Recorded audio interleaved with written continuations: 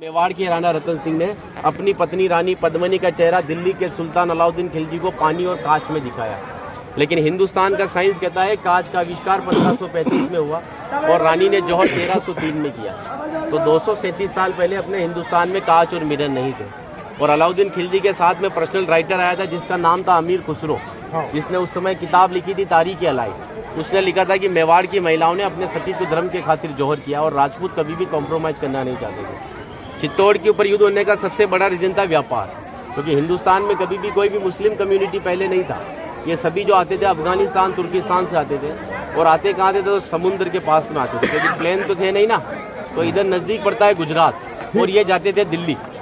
तो इधर पड़ता है दिल्ली, उनको क्रॉस करना पड़ता था ये मेवाड़। अच्छा, इधर गुजरात इधर दिल्ली, बीच में राजस्थान। तो इसको क्रॉस करना पड़ता था ये मेवाड़। तो यहाँ के राजपूत उनसे टैक्स वसूलते थे। तो वो समय था 1299 का, जब अलाउद्दीन खिलजी पूरे हिंदुस्तान पर इस्लामी शासन चाहता था। गुजरात से जब दिल्ली की ओर रवाना हुआ तो यहाँ पर राणा रतन सिंह के पिता थे रावल समर सिंह। उन्होंने दिल्ली जाने से पहले उससे टैक्स लिया और टैक्स लेने के बाद में जब अलाउद्दीन दिल्ली पहुंचा तो मेवाड़ से नाराज कि मुझे दिल्ली में शासन करने के बाद में हर बार मुझे मेवाड़ को टैक्स देना पड़ेगा, इससे अच्छा है मैं मेवाड़ को जीत लूँ। तो दिल्ली से वो 1.5 लाख सेना को लेकर मेवाड़ की तरफ बढ़ा।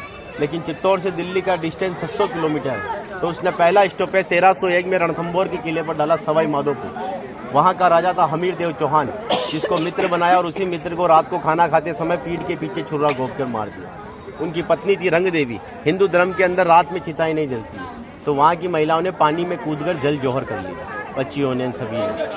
लेकिन सुबह यह हुआ कि डेड बॉडियां तैर कर ऊपर आई तो आक्रांताओं ने डेड बॉडियों को निकालकर महिलाओं की बॉडी और बच्चों के साथ में रेप करके उनके बॉडी पार्ट्स को काटकर नग्न अवस्था में रणथंभौर के किले के बाहर लटका दिया, ताकि यह संदेश चित्तौड़ पहुंच जाए और चित्तौड़ की रानी पद्मिनी किले को छोड़कर दूर चली जाए।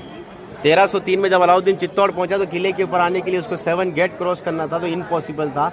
तो उसने 1.5 लाख सेना को किले के चारों तरफ फैलाया। 8 महीने के बाद में किले के ऊपर खाने की कमी आई तो रानी पद्मिनी के चाचा भतीजा गोरा और बादल ने राणा रतन सिंह से कहा कि हमारा राशन खत्म हो रहा है और जब ये भूखे और कमजोर सेना से हम युद्ध करवाएंगे तो ये युद्ध नहीं कर पाएंगे। रतन सिंह को बातचीत के लिए 7 गेट के नीचे भेजा तो अलाउद्दीन खिलजी ने उनकी गर्दन पर तलवार रखकर झुकने के लिए कहा। लेकिन मेवाड़ का राजपूत सर कटाने के लिए मंजूर होता है, लेकिन सर झुकाने के लिए कभी मंजूर नहीं हुआ। राणा रतन सिंह को धोखे से बंदी बनाया और रानी पद्मिनी को संदेश भेजा कि आप हमारे अधीनता स्वीकार करो, हम दिल्ली चलेंगे। रानी पद्मिनी कहती है जो नरसंहार तुमने 2 साल पहले रणथंभौर के किले में किया तो यहाँ की महिलाओं के साथ में भी वही होगा। इस वजह से जहाँ मैं जाऊँगी वहाँ ये वीरांगनाएं चलेगी। 2 महीने का समय लिया। अलाउद्दीन खिलजी ने 700 डोलियाँ किले की ओर भेजी, लेकिन रानी पद्मिनी को पता था कि मेवाड़ में घूंघट सिस्टम है। तो हर एक सोल्जर्स को लेडीज पोशाक पहनाकर तलवार और भालों के साथ में उस पालकी में बिठा दिया और रानी पद्मिनी की